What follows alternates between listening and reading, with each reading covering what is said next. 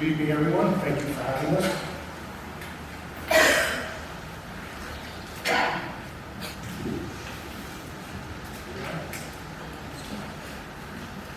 A little bit of background. I'm in the village about 20 years. I really never got involved in anything when it came to village politics, village administration. I don't volunteer much. I was asked to get involved with this my first time. This is my profession. This is basically what I do for a living. I've been in the building industry for over 40 years. I've taken buildings down, I've built buildings up, I evaluate buildings every day of my life. That being said, there was an inspection done back in 2019 by Cluett Hall St, which I guess you guys are aware of. They evaluated the structure. At that time, they said for the most part that it was stable, but there was some question marks remaining. Our team went in March, subsequent to the mayor's team, to evaluate what we thought any issues might be with the structure, stability, how it was put together, how it would last.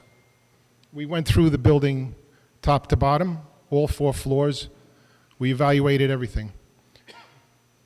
What you see on these coming slides, basically I'll give you a description of how the building is put together and what we found as we went along. As you know, the building is built basically as a U-shaped structure. The perimeter, all brick with the details that you see from the street. The inner courtyard, same structure. The interior core, if you've ever been it, I have not until that day, consists of the corridors, typical of a schoolhouse. With those yellow walls that you see, those are the corridors. Following through, the outline of the red that you see, those are the brick walls. And I say the brick walls on the inside are significant because the way this building is put together from 1879 is very substantial compared to today's age. The corridor walls are all masonry. The exterior walls are all masonry, meaning brick. The interior corridors span from one end to the other. If you follow the outline, sorry, I'm using a mouse, but if you follow the outline all the way through, the entire core of the building has a structural part of it. The entire exterior has a structural part of it for you to understand how it's put together. When you look at the next slide, let's get to this. One more up. You get the idea of where all the classrooms are. This is a typical floor plan. It shows you where all the classrooms are. The floor beams in this building basically run from brick wall to brick wall, and the whole building is laid out that way. There are some rooms that are a little bit different. But what we did find through and through, most of these brick walls are perfect. Scary, but true. They're perfect. When you look at the exterior of the building, you could walk on the outside and look hard to find a crack. You cannot. Today's modern buildings get evaluated every 6-7 years. There's cracks that you find all the time. This building really does not have any cracks that are significant in any nature. The thickness of the walls range between 2 to 3 feet. Pretty significant. And that's the reason why it's standing the way it is. And that's the reason why it's going to outlast all of us. There may be failures inside in certain areas, but it's really very nominal compared to what you're looking at as far as the structure is concerned. And I've been in enough of them like this to know. So the basic outline of the building is set up with these corridor walls that go from the basement all the way up.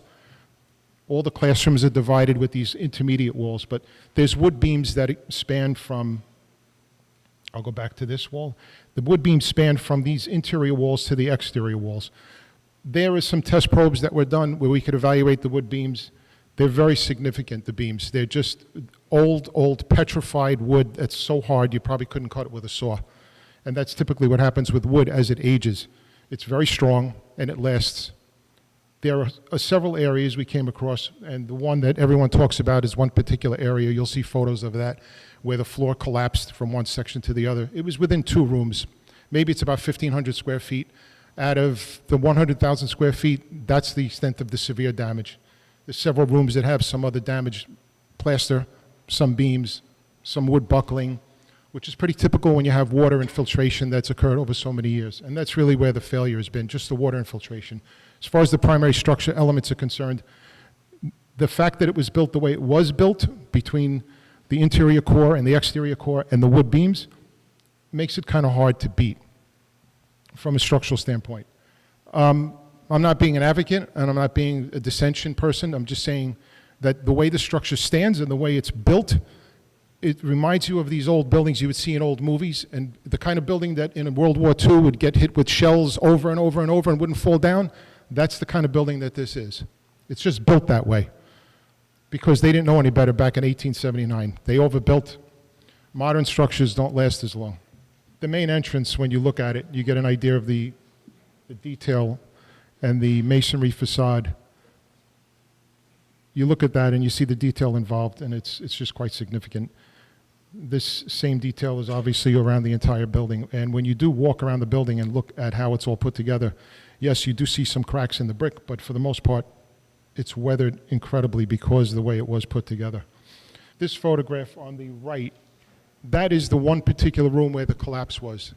That's between the first and second floor on the forward Stewart Avenue side. That's it. That's from water getting in from the roof over a prolonged period of time. Really, when we go to do inspections like this in the field, it's simply neglect. There's a lot of landlords that don't take care of their buildings, and this is what you end up with if you don't pay attention. Not unusual. Typical corridor. Most of the building looks like this. Weathered, but from a structural standpoint, it's intact. Another view. I think this is in the cafeteria room, maybe? Yeah, the cafeteria room.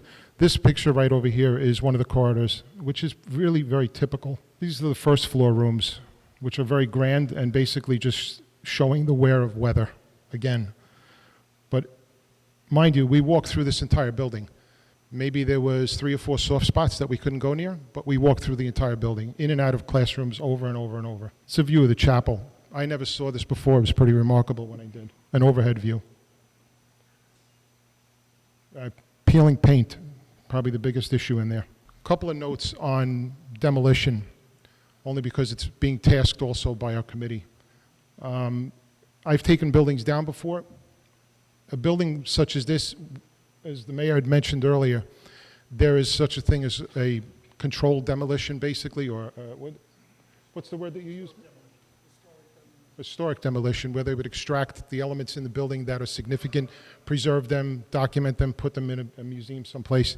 And the other method is basically just go in and take it down.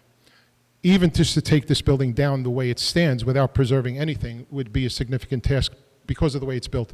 It would have to be done basically kind of like a surgery, top down, section by section.